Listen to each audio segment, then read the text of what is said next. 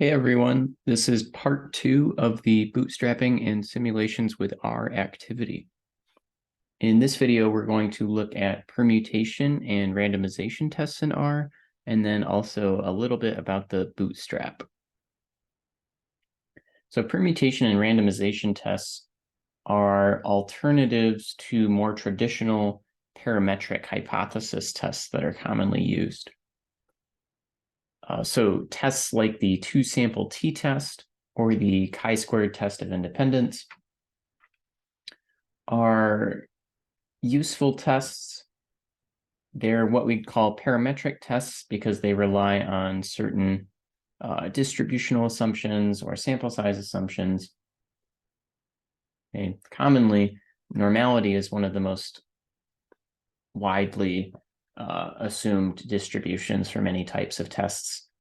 Or other assumptions like homoscedastic residuals, so equal variance of the residuals. Okay, lots of assumptions with these parametric tests commonly. When these assumptions are violated, there are alternative methods that we can still use to conduct hypothesis testing.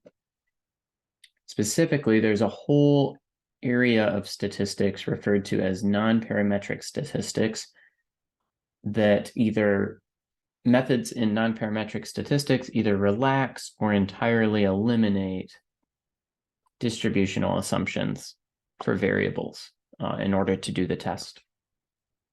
So permutation tests and randomization tests are both non-parametric methods. And specifically, they use Monte Carlo methods. So they're non-parametric statistical methods that are based on Monte Carlo randomization methods. A permutation test, we'll talk about the permutation test first, specifically is a method for comparing two or more groups, typically in terms of some response variable, and it relies on a null hypothesis of all observations coming from the same distribution. And this assumption is formally referred to as exchangeability. Okay, so if you want to learn more about that assumption, it essentially means that we can swap the group memberships randomly under the null hypothesis. So when we're comparing multiple groups of participants in terms of some average response, for example, we should be able to, under the null setting, randomly shuffle the participants across the groups to create a sort of null or no difference setting in a valid way. Okay. Every parametric test for group comparisons in which you get a test statistic can be implemented using a permutation version of that test. Okay, so it's very widely applicable. And we'll look at a real example here with the actual data set here to demonstrate the utility of a permutation test. So we'll suppose we're running a clinical trial. We want to assess a new drug that we have because we think it can lower people's blood pressure. But we don't have much money, so it's pretty small sample size. We've recruited 16 people total, and we have given 8 people our active drug and another 8 people a sugar pill, a placebo. So this is what we'd call a balanced study design because there's an equal number of participants in each group, although it need not be, just happened to be in this case. For this study, we record each participant's blood pressure at the start and end and see if our drug significantly lowered, if our drug lowered people's blood pressure more than just a placebo. Okay. So here, actually, we simulate the data here. So we'll copy this exactly. We simulate the data here with participant ID number. their treatment assignment, whether they got the drug or placebo, and then their change in blood pressure measured in millimeters of mercury. So we can copy this exactly. And then here's where we run the two-sample t-test comparing the two groups. Okay, so we're just starting with a two-sample t-test. Let's go back to our R Markdown file.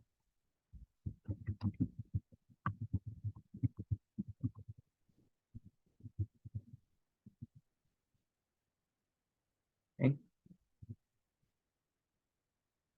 Run that code. All right. And we get our t-test result. R gives this a sort of this complicated list object. You can print it to the console. Okay. Gives you your t-test statistic, degrees of freedom, and p-value. Okay. We did a less than test because we wanted to see if our drug lowered people's blood pressure. We wouldn't do a two-tailed test here because it's considered bad if our drug does the same as the placebo, or if it raised people's blood pressure for some reason. That would be concerning and not good as well. So, okay. So here is our simulated data. Yours should look the same because we set a seed value. So this is what it looks like in tabular form. We have the participant ID number, their assignment, and then their observed change in blood pressure. And we can visualize these values for each group using this code here to create this set of rain cloud plots below.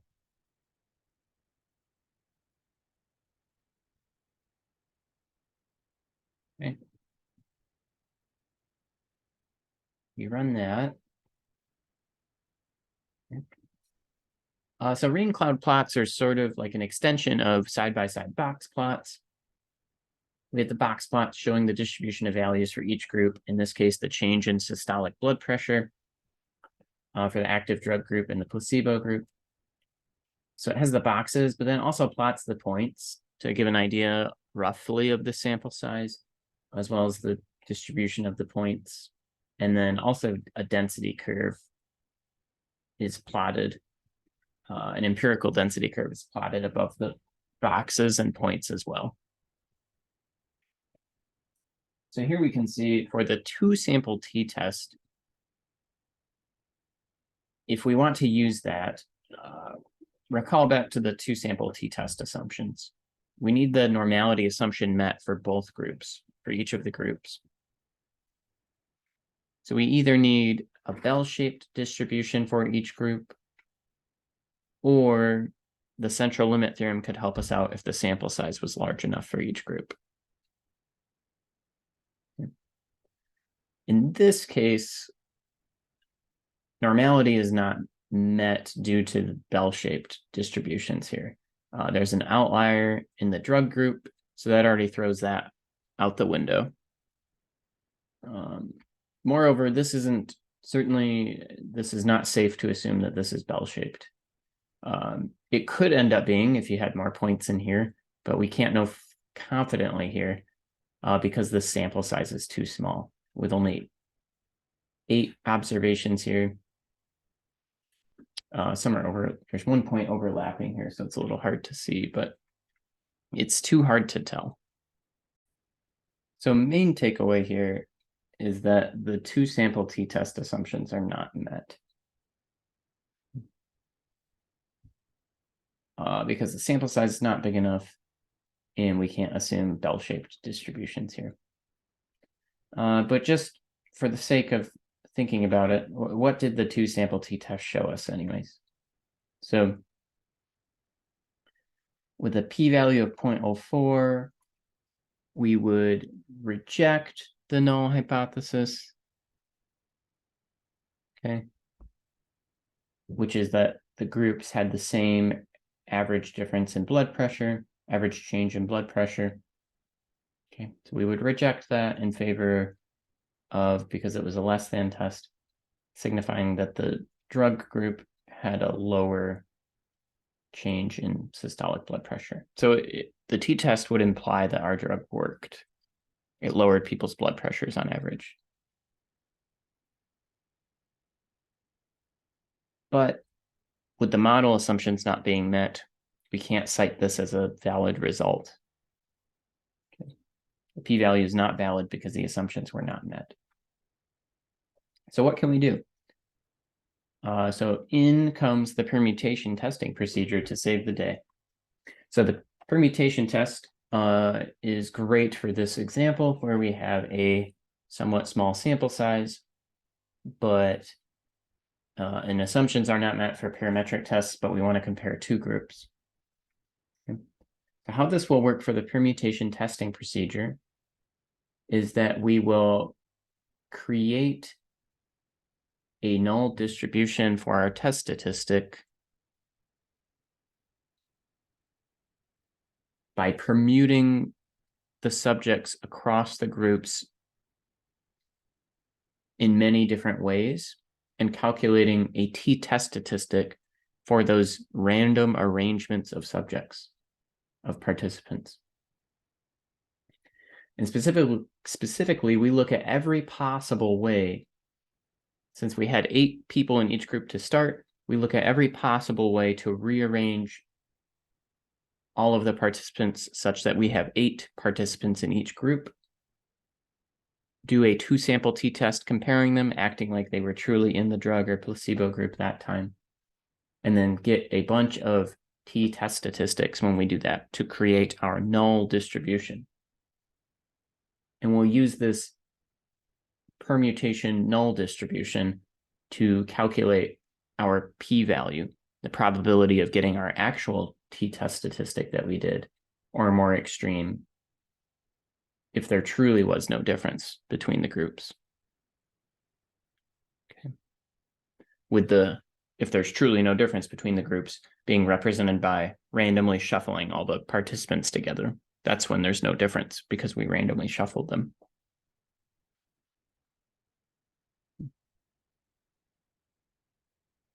So how we can do this, so here's the R code, which we'll again copy exactly.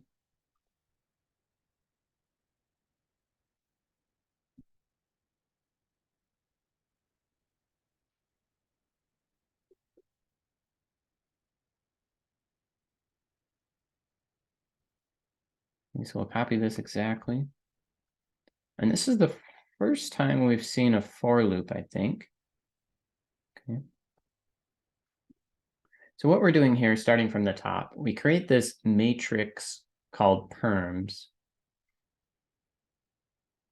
using this COMBN function, the combination function, which generates all combinations of n elements taken m at a time. So here what we end up with in this perms object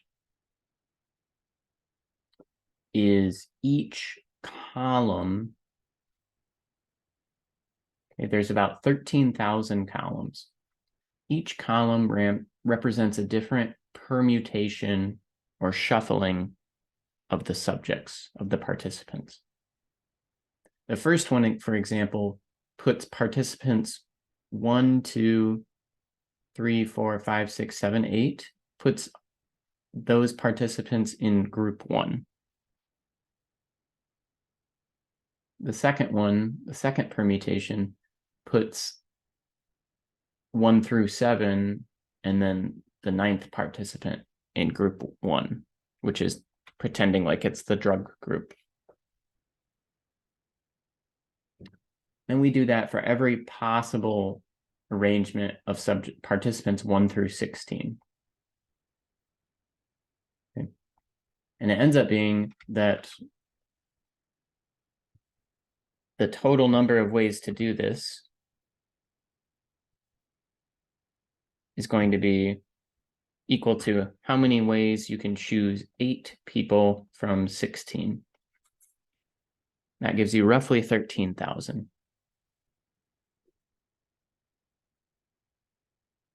So many, many different shufflings of the subject that are possible. And note that ordering does not matter. So if participants 1, 2, 3, 4, 5, 6, 7, 8 are all in group 1, that's the same as participants 1, 8, 3, 4, 5, 6, 7, 2. The order of the subjects does not matter. It's just which group they were assigned to. So this gives all the possible permutations. Okay. And then we can see what the t-test statistic is for each of those random arrangements of subjects. So here, that's what this code does. It reassigns the participants to group 1, and then puts the other participants into group 2 using this minus sign. That's why we don't have the group memberships for the second group, because if we know participants 1 through 8 are in group 1, then 9 through 16 are in group 2, for example. Same with here, it's just the subjects not here are in group 2, and so on. Then what we do in this for loop here is that for each permutation P, iterating from 1 to the number of permutations. Okay, so 1 iterates through this vector here, or P iterates through this vector here, one at a time. It calculates a t-test statistic for each of those permutations. And what we end up with is roughly 13,000 t-test statistics here. Okay.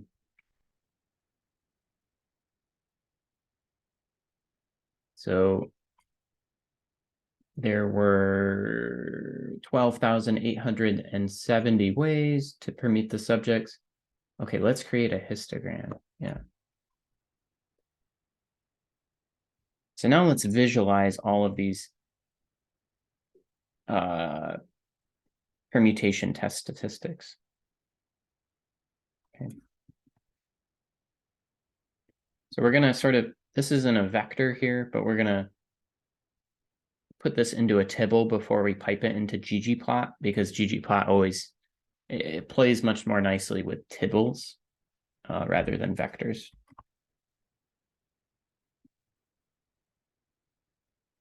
Okay, so we'll call this the variable t in here because it's a t-test statistic. And then ggplot, we specify the x aesthetic being t because we're making a histogram. And so for histograms, we often only need to specify the x aesthetic. Okay. This alone will give us a histogram to start, and we'll make it a little bit nicer here. Let's see. Oops, maybe need to clear this out. There we go. Okay. So here's our permutation distribution. It happens to be very symmetric and very bell-shaped. It certainly does not need to be. It just happened to be in this case. You could have a permutation distribution that's very skewed. You could have one that's bimodal. It does not necessarily need to be normal looking like this one. Just happens to be in this case. Okay. We'll make the outline color of the bars white, just because that makes it a little bit easier to see. We'll add a nice black and white theme.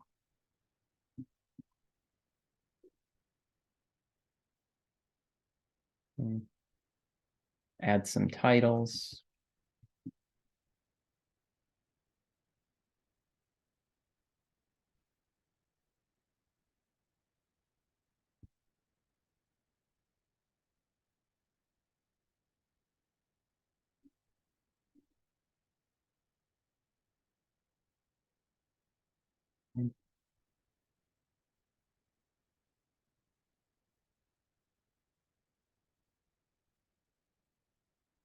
Okay, it's looking pretty good. All right. Add vertical lines to the plot to indicate the 5th percentile with a red dotted line, and then another line that's a solid blue line showing where our observed test statistic is. So to do that, we're going to use the geom vline function. This allows us to add a vertical line to a ggplot. And the main argument you give this is x-intercept, the point at which you want the vertical line to be at. So here for the 5th percentile of this distribution, we can get that using the quantile function. And we'll do that around this vector of the test statistics here. And we'll say probs equals 0.05. That will give us the 5th percentile. So to test at the 5% significance level, we get the 5th percentile here only because it's a less than test. If we were doing a two-tailed test, this would need to be 0.025 to test at the 5% significance level. But again, this is just because it's a less than test. All right. So there's our vertical line at the 5th percentile.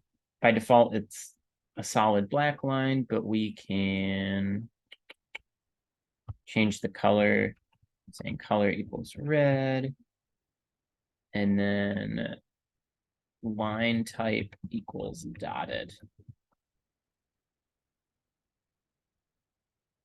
Okay.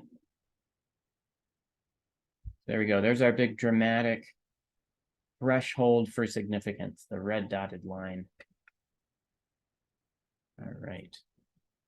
So that's the cutoff where if we got a test statistic at this point or outside, it would be surprising. We would expect that to happen 5% of the time or less if there truly were no difference between the two groups. Because this is where this distribution is obtained by shuffling all our subjects, all our participants, such that it didn't matter whether they were in the drug or placebo group. This is just a random arrangement of participants. So this is a null distribution, no difference between the groups. Okay. So now we'll draw a solid blue line where our test statistic is. So we'll add another geom v line. Okay, but this time we'll say blue, and we'll say solid.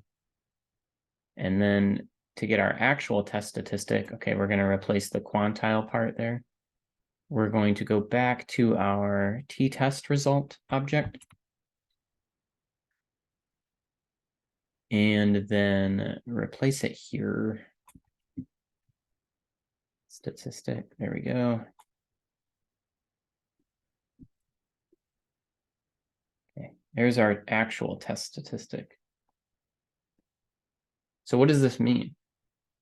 Is this statistically significant or not? So yes, it's outside the 5th percentile, and we were doing a less than test. So this will end up being a statistically significant result. We know the p-value is going to be less than 0.05 because here is the 0.05 cutoff. But what exactly is our p-value? Okay. So we can calculate that here exactly. In this case, the p-value is going to be the proportion of null distribution test statistics that were at our observed test statistic or more extreme. In other words, the proportion of these are all our null permutation test statistics, the proportion of these that were less than or equal to our observed test statistic, okay, which is right here. It was about minus 1.85. So we can do this to do a vectorized comparison. This will give us a bunch of trues and falses. And now here we can take a little bit of advantage of R, and that R views trues as numerically equal to 1 and falses as numerically equal to 0. So if we want the proportion of trues of this really big vector here, we can calculate the average of it. That will give us the proportion of trues.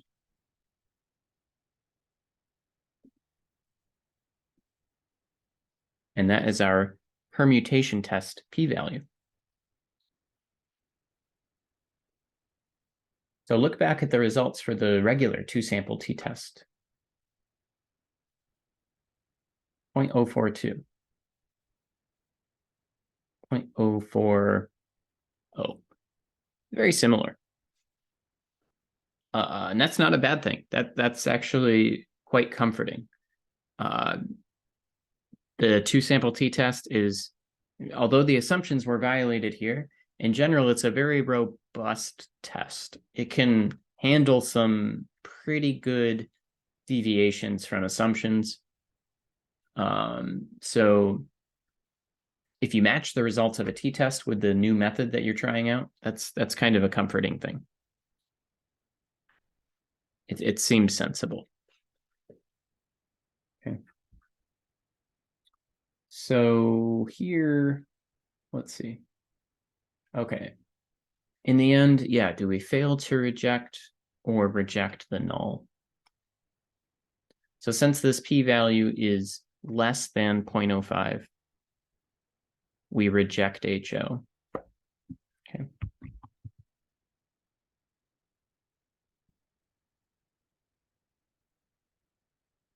Maybe we'll call it like perm p-value.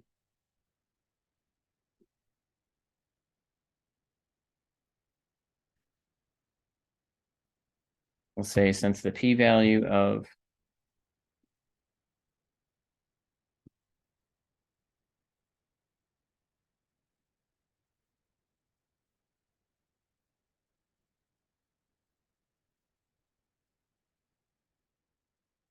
okay, and then we should finish typing this out.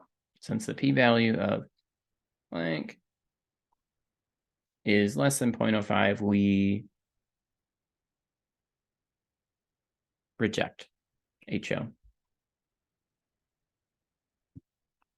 So that is, we have evidence at the 5% significance level that our proposed drug lowers people's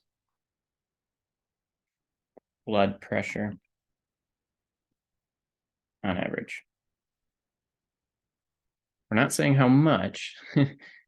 The permutation testing procedure just tells us that it lowered people's blood pressure. I should say more on average than just a placebo. There's the placebo effect, so maybe the placebo worked some.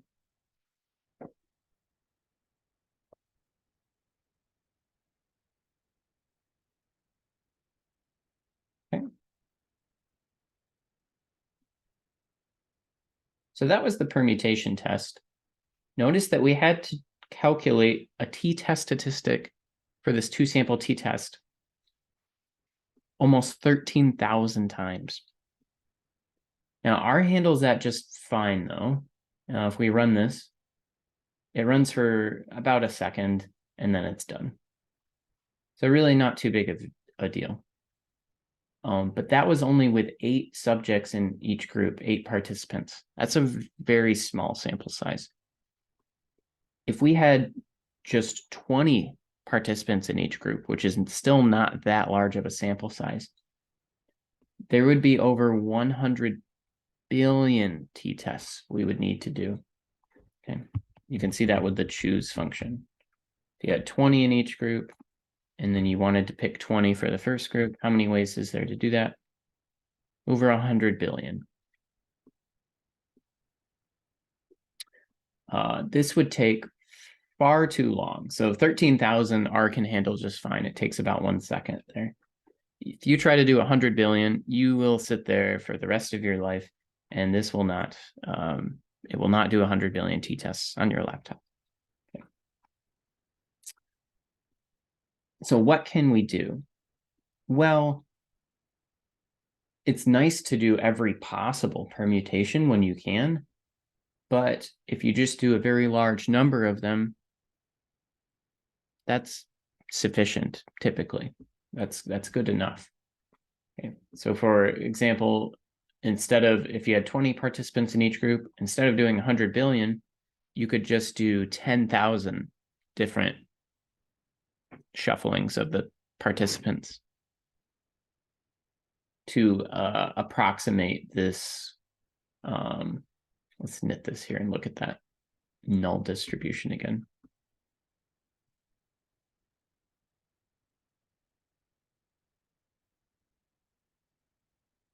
Okay, the goal, a sub goal of the permutation test is to create a null distribution like this with which to calculate a p-value. Here we used 13,000 t-test statistics. If you have roughly 10,000 or so values making up this distribution, it's going to be pretty close to as if you did 100 billion. The shape and the p-value you calculate will be very close to each other. Okay, so it's okay if you don't do every single permutation. It's possible. Okay. And in that case, when you don't do every possible permutation of the subjects, of the participants, that's what we call a randomization test. So it's essentially the same exact thing as a permutation test, but you just don't do every possible combination of the subjects or participants in each group, just a subset of the possibilities.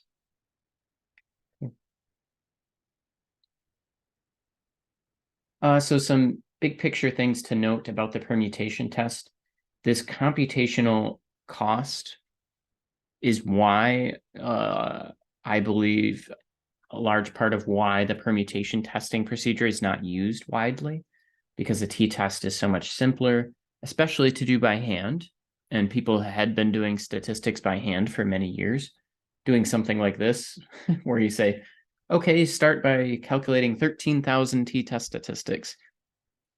Just laughable. You can't do that by hand. So people just wouldn't even consider this as a possible test to do. But with better and better computers nowadays, this is something that's much more feasible. And even if you can't do all permutations still, we can at least do a randomization test often. So I think these are growing in popularity, as opposed to traditional parametric tests. That's not to say that t-tests are not useful.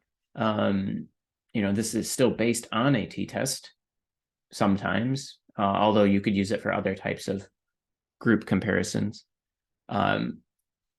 If you're confident in the parametric assumptions, okay, if these were very bell-shaped distributions, you should definitely use a t-test instead.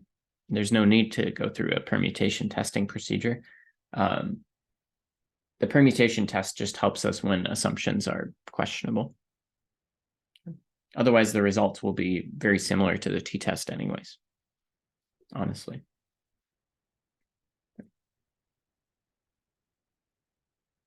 So that is the permutation and randomization test.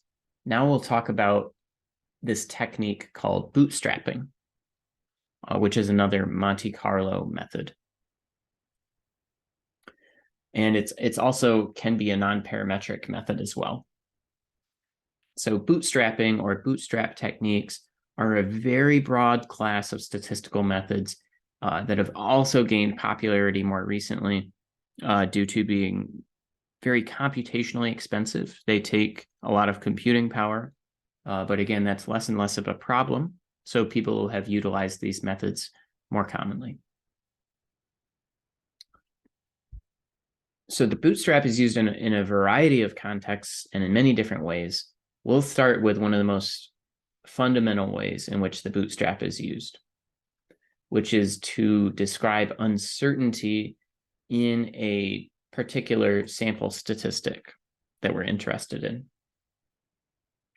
commonly by obtaining confidence intervals for the parameter of interest or standard error estimates. Okay. or we can also get other measures of uncertainty, but those are the most common. We'll talk about two main bootstrapping techniques. There's the parametric bootstrap, which is less common than the non-parametric bootstrap. So if you hear someone talking about using bootstrapping in statistics and they don't specify whether it's parametric or non-parametric, by default, bootstrapping is sort of non-parametric. If people don't specify this is what they mean, whenever people use what's called the parametric bootstrap, they'll tend to specify that, so you would know. So starting with the non-parametric bootstrap, since that's the most common. The non-parametric bootstrap consists of using resampling, sampling with replacement of our observed data set to create an artificial or pseudo sampling distribution, which we can use to describe uncertainty about our estimates.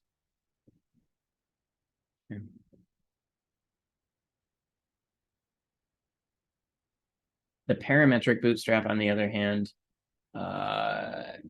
requires that you assume the data came from a particular distribution. Is sort of a blend of the non-parametric bootstrap and the simulation methods we talked about earlier, how you can simulate values from distributions. But we'll talk about that in just a bit.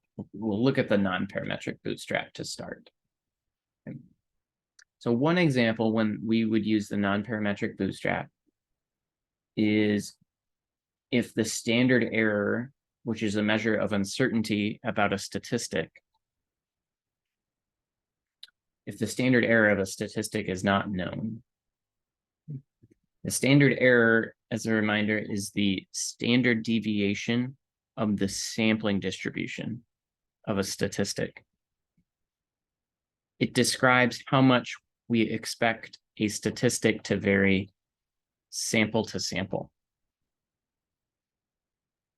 So if a sample mean, if we estimate the standard error of a sample mean to be quite large, that means we would expect to get very different sample means if we had a different random sample that we drew, for example. So the standard error is important, but we don't always know the formula for this. Okay. If we assume the data is normally distributed, then there's lots of people who have derived nice equations for standard errors of many statistics. But that's not always the case. We're not always working with plain old vanilla, normally distributed variables all the time. And even with normal data, not every statistic has an easy standard error to express. So for example, the median, the sample median, does not have a nice closed form standard error that I'm aware of, at least. I tried to look around for a while, and yeah, it doesn't seem like it does. So here we'll simulate some data that's from a not normal distribution.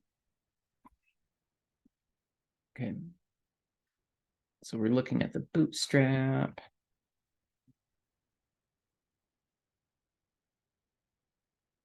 So we simulate data from a not normal distribution. Just 30 values here. We will, let's use a rain cloud plot to visualize these values, just like we did for the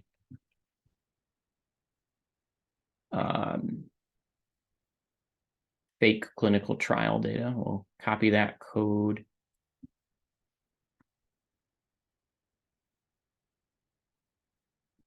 And tweak it just a little bit.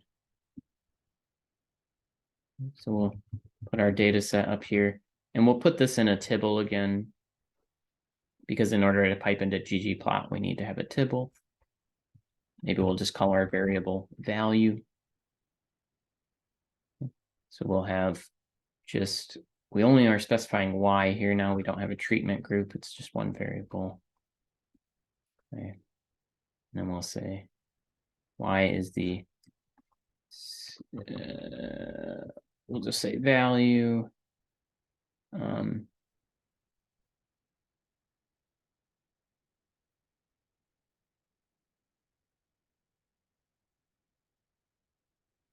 We'll say simulated values from a non-normal distribution, maybe an abnormal distribution.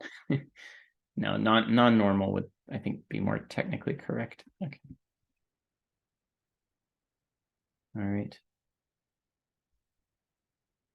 So there's our distribution of values. Let's see.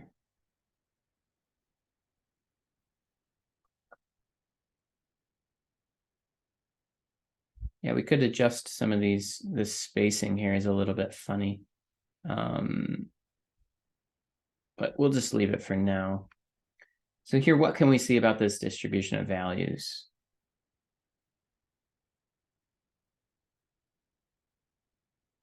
It looks bimodal. There's two peaks. And how about symmetry? Not symmetric. There's an outlier to the right.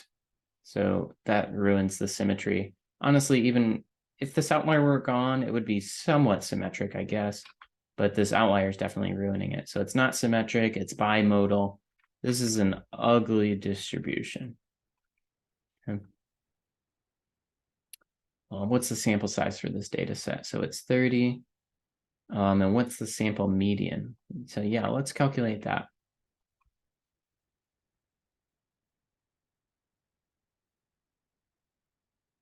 So we can calculate that using the median function around this vector of generated values. You can see the median's about 3.44. All right. So somewhere in here, it's right here. Box plot actually shows us exactly where the median's at, right? This line here.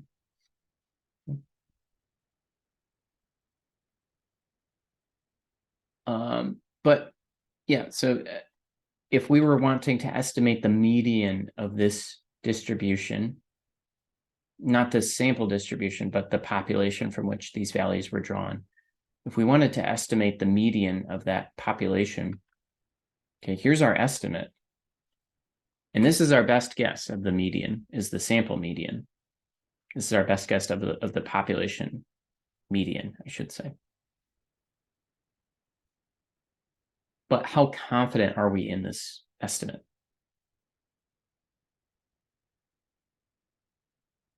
Could it be we're off by 0.5, potentially either way, or like 2 either way? It's important to be able to quantify the amount of uncertainty we have in our estimate. And that's what the standard error does for a statistic like the median. But unfortunately, again, there's no nice formula or equation for this. So we can't like say R, calculate standard error. That's not a function that exists, not a formula that we can look up either. Okay, so what can we do? Well, we can use bootstrap resampling to get a standard error estimate here. And how we're going to do that is we're going to create a pseudo sampling distribution, sort of like a fake sampling distribution based on resampling or sampling with replacement from our own data set many, many times. Okay. Specifically, we're going to do that 10,000 times. So we're going to generate 10,000 samples, each of size 30, by sampling with replacement randomly from our data set. That's what this code does here.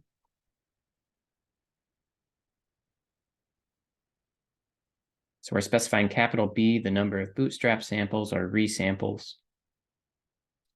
We're instantiating a matrix to store these in, and then we're using a for loop to calculate or to resample many times.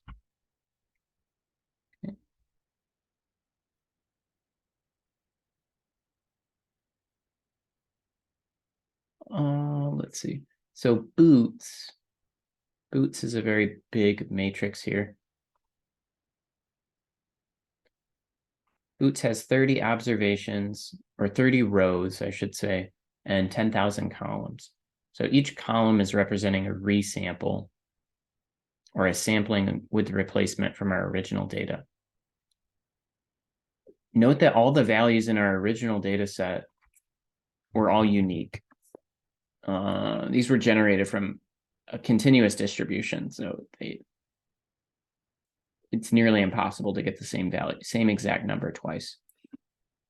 With Bootstrap resampling, though, it's sampling with replacement. So you can get duplicate values in the same sample.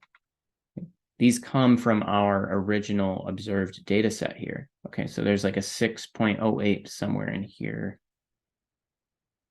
that we resampled. There it is. Okay, so this one got sampled twice, for example, in this first Bootstrap sample, or actually many times. 1, 2, 3. Yeah, this value alone got sampled 3 times.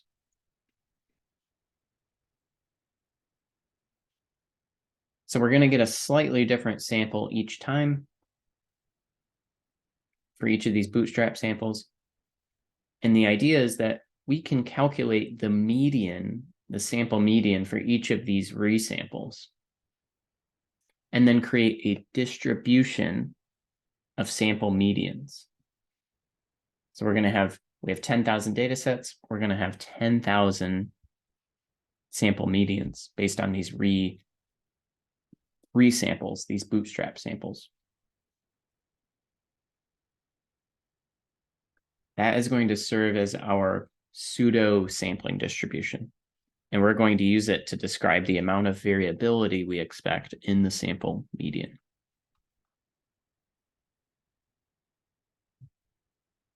So here we did that. We got our Bootstrap samples, and then,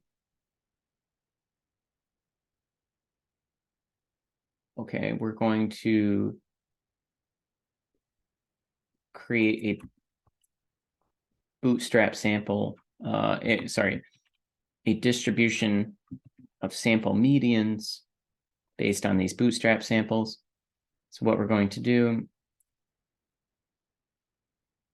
let's use another for loop. We're going to modify this code a little bit.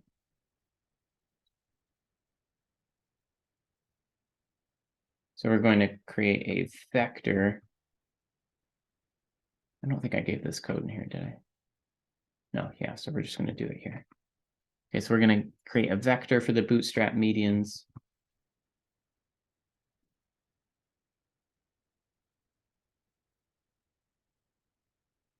We're going to make it have a length equal to the number of Bootstrap samples.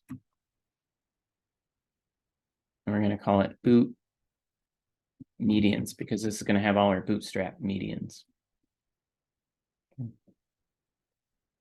then what we're going to do is for each Bootstrap sample, and we're going to get rid of this comma here since it's a vector, not a matrix. For each Bootstrap sample, which is stored in boots, okay, for the bth Bootstrap sample, we're going to calculate the median of that. Okay. Oops. Let's see. I think maybe we can do a 0 like that instead. Nope. Oh. There we go. Okay. So yeah, we just need vector length equals b. Okay, so this for loop calculated 10,000 sample medians, one for each of the Bootstrap resamples. So if you calculate the median of this very first column in Boots,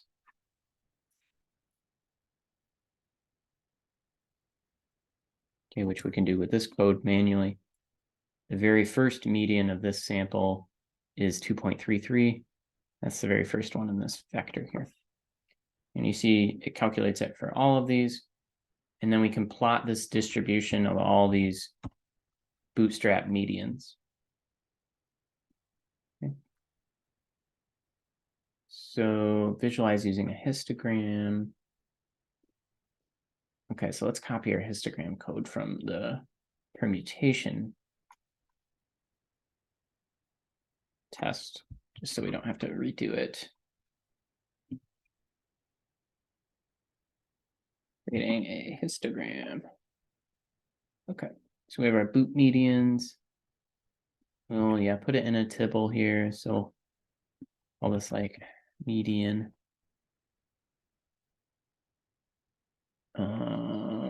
Then we'll update this t. Our x variable is going to be the median. And then, oh, we'll get rid of the v lines. We don't need those. Okay. Yeah, it didn't save us that much work copying it this time, but okay. And so this is our bootstrap distribution of medians, or a distribution of bootstrap medians. Maybe we'll call it that.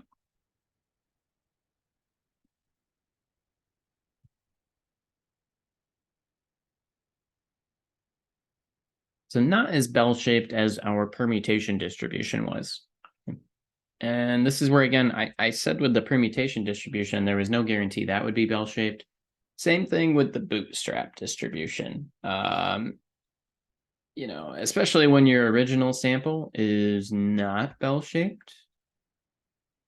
I think it's more likely probably that your bootstrap distribution could be abnormal. Okay, so this was very abnormal. And surprise, our bootstrap distribution, it's more unimodal, I guess, one peak, but it's not the most normal. Okay. And that's okay. We don't need that for a bootstrap distribution necessarily. The point is that we get an estimate of how much our sample median can vary, or the range of possibilities for it.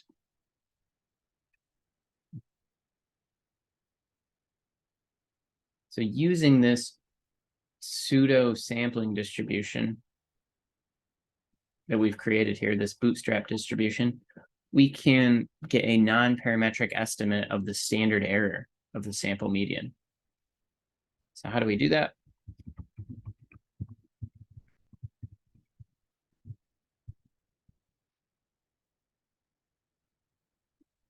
Well, the standard error is the standard deviation of the sampling distribution of a statistic.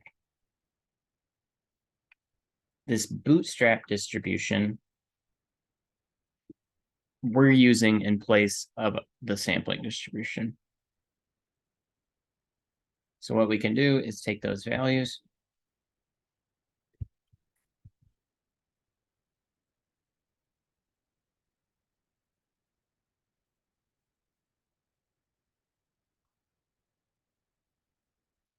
the standard deviation of them.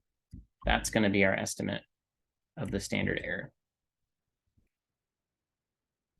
Okay. So 0.9.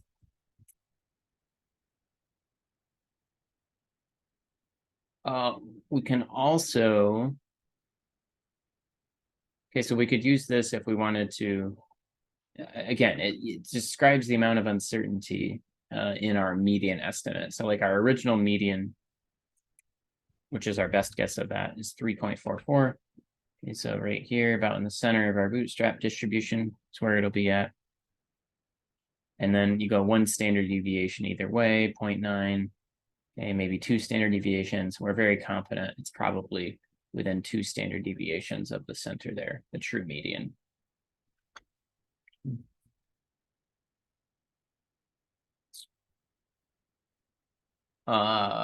We can also get a 95% confidence interval for the, oh, this should say for the population median. Okay. So we'll do that.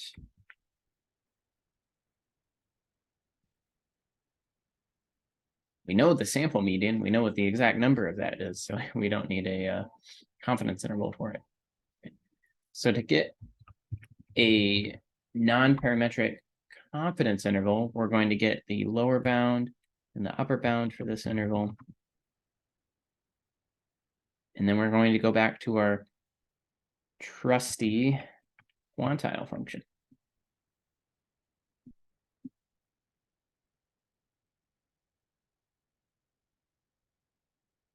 And so if we want a 95% confidence interval, we'll get bounds such that there's 5% of the data on the outsides.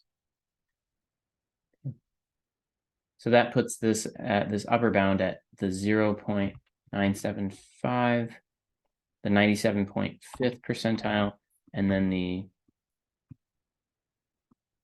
0.025, the 2.5 percentile.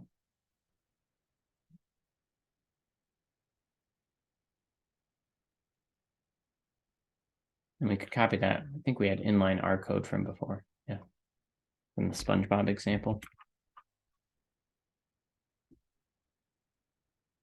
We're 95% confident that the median at the true median for these values is for the distribution these values came from. We'll just say we're 95% confident that the true median is between, and then here, yeah, maybe we'll update the name since we already used that object before. We'll call this need. Need. Okay.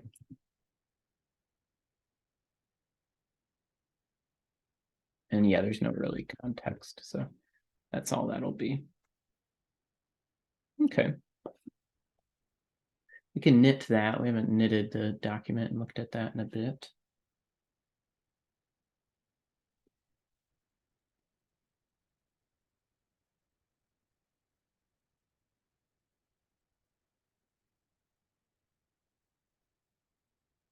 Okay. So our estimate of the median was 3.44. And then here's our 95% confidence interval, for which that 3.44 is about in the middle. Note that you could use the standard error, and some people do this. Take the standard error estimate for the median. Take your point estimate of the median, the sample median here. Do this number plus or minus the standard error times, say, 1.96. That would give you a very similar confidence interval to this, but note that that would be like that. By using like 1.96, you're assuming that the sampling distribution of the statistic is normally distributed. That's where the 1.96 multiplier comes from. Or you could use a t-star multiplier that would assume the sampling distribution resembles a t-distribution. In this case, we can see, like, based on our approximation of the sampling distribution here, I'm not confident. This doesn't look like a t-distribution, and it does not look like a normal. So I think the better route is to use the quantiles. That's the best approach here. Don't use a multiplier with this standard error to construct a confidence interval. Okay. All right. That was our confidence interval.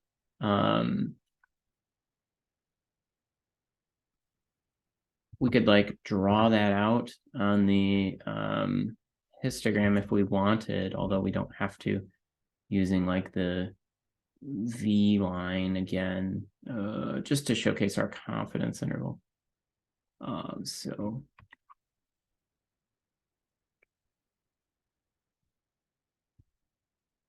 okay. Then you could have like, yeah, lower bound.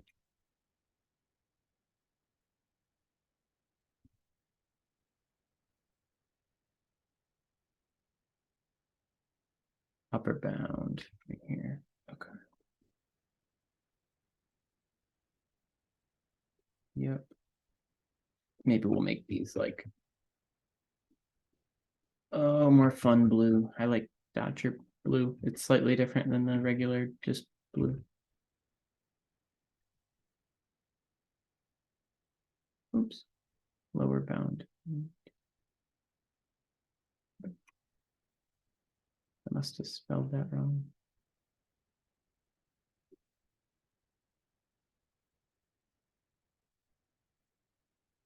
There we go. Okay. So this showcases where the confidence interval bounds are for our 95% confidence interval. Here's 95% of the bootstrap distribution. So that's what we use for the 95% confidence interval for the population median.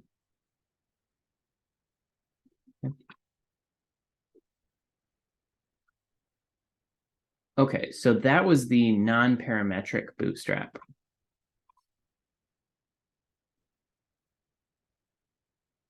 For the parametric bootstrap, I'll make that clear with the section headings here. So non-parametric bootstrap.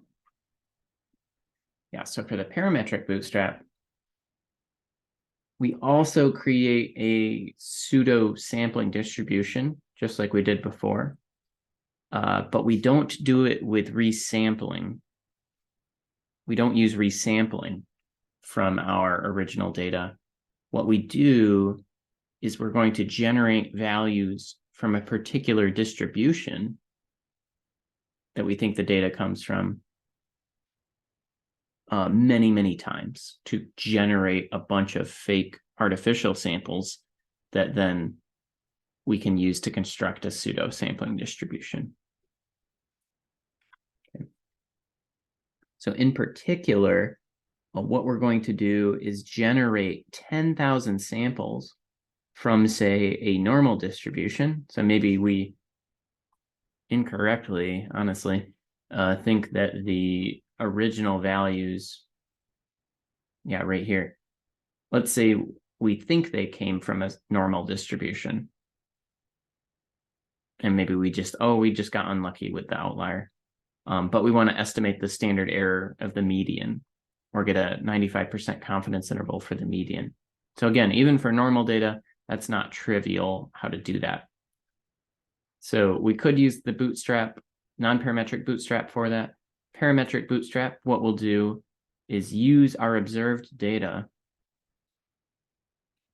to estimate the parameters of a normal distribution, the mean and standard deviation, to then generate a bunch of data and create our own sampling distribution here. So that's what we'll do next here. So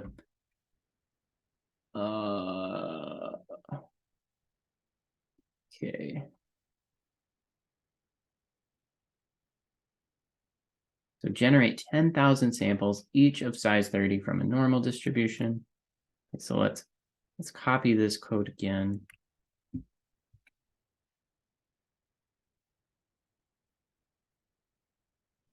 Now we'll call it param boots for like parametric boot samples.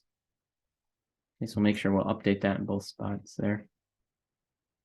It's going to end up being the same size as before, but again, instead of resampling from our original data, what we're going to do is we're going to generate, using our norm in this case, 30 values, because 30 was our sample size for our original data. Up here. We're going to generate samples of size 30, and we're going to do that capital B number of times, 10,000 times here. Okay. And actually, yeah, this in general would be N here. It's an argument to the function, but also that this variable that we created was N.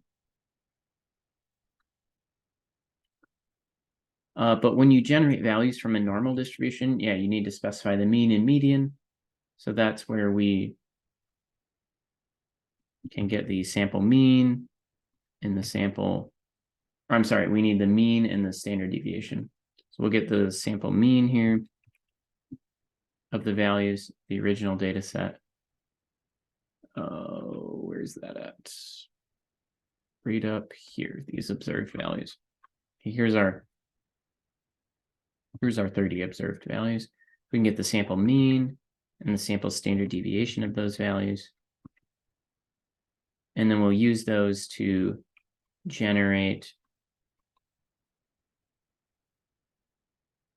values from this normal distribution, capital B number of times. Now param boots, yeah, looks very much like the boots from before. And we're going to do a similar thing where we now calculate. So we can look at this.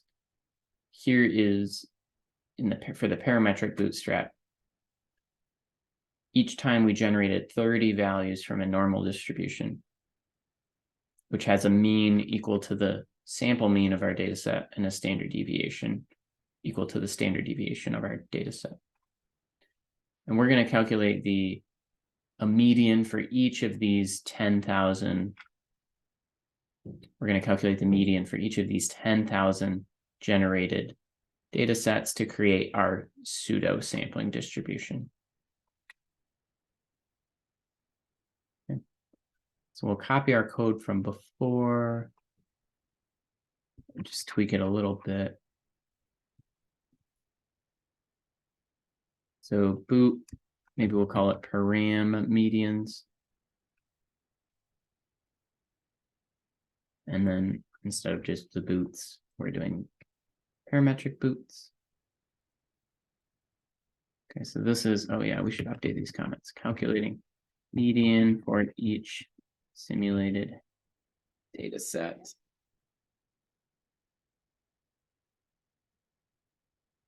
Simulating a normal set of 30 values B times.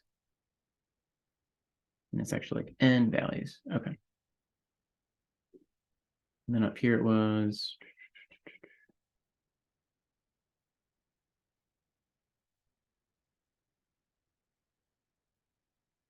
calculating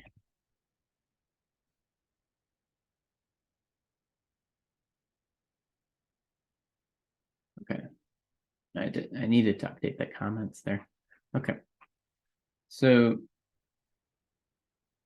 there we go. So now we've calculated in boot param medians, we've calculated 10,000 medians, sample medians of these artificial data sets we generated. This time we got them using R norm rather than sampling with replacement. Then we can visualize that, or yeah, we can visualize it with a histogram again. Okay, let's see how this one looks. It might look different than last time.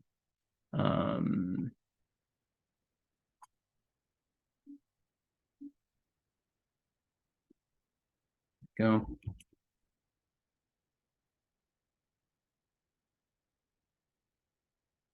Boot param medians.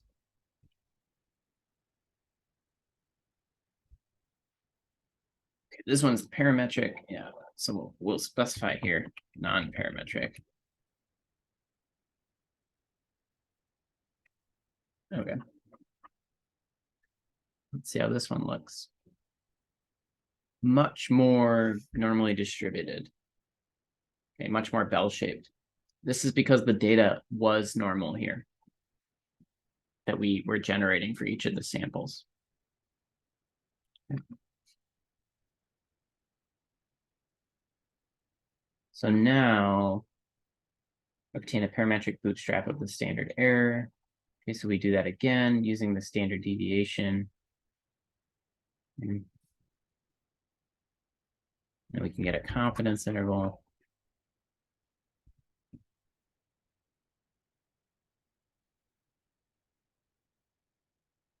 Let's see. Boot param medians, yeah.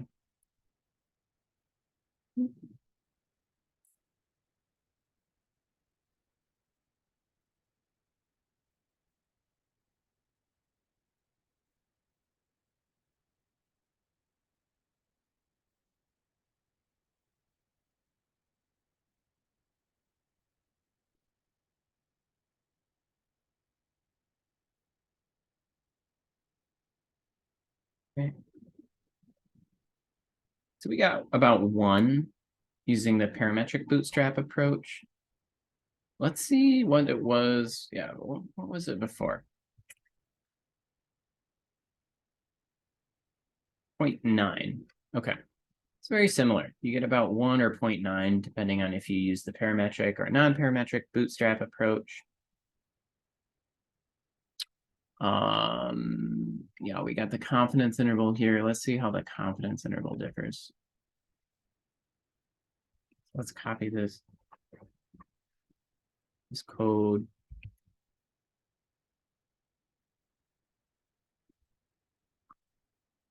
Actually, just move the histogram below the confidence interval calculation so that we can add those vertical lines to visualize it. Yep. Okay. And then update the lower bound and upper bound. Okay. Update the vertical lines for this one. All right, there's the new confidence interval for this parametric bootstrap distribution.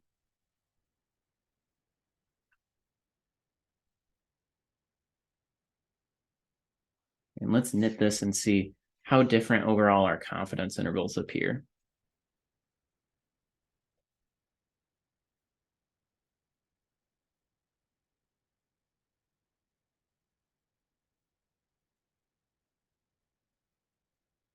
Okay, so for the parametric bootstrap, we got a confidence interval of 2.09 to 5.07. For the non-parametric bootstrap, oh, did I not update those numbers? Oops, need to update those numbers. Okay. Yeah, it's like those look remarkably similar. Okay, so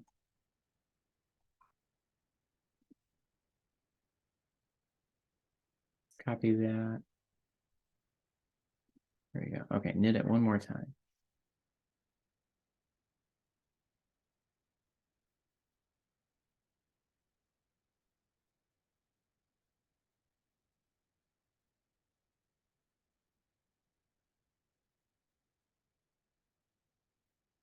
All right. Okay, so for the parametric bootstrap, our confidence interval is 2.2 to 6.2. For the non-parametric bootstrap, it was 2.1 to 5.1. So yeah, quite a bit different, but not too different. About 2 to 6 is the 95% confidence interval, or 2 to 5. We get quite different results. Which one would I trust more here? Well, the parametric bootstrap is implicitly making the assumption that our original data was normally distributed. If we look back at that, that's not a reasonable assumption. So going the parametric bootstrap route here, it's not good. What we should do is